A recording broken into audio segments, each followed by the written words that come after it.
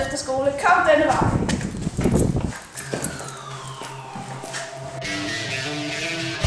Her har vi vores fantastiske fællesstue, hvor vi alle sammen ligger og ser fjernsyn. Og det er bare super hyggeligt.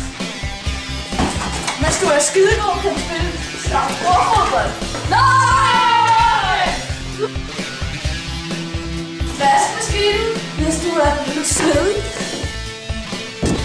Undervisning! Her er der i Nødhuset. Hej venner! Hej! Det var en lille pikketyver. Jeg har ikke en lille harfisk. Indenfor på det værelse.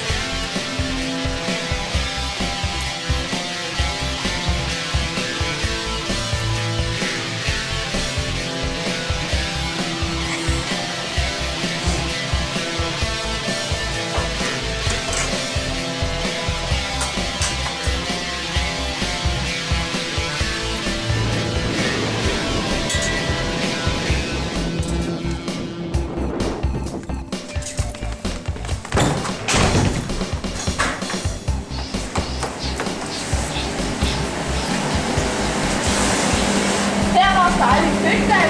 Hold op!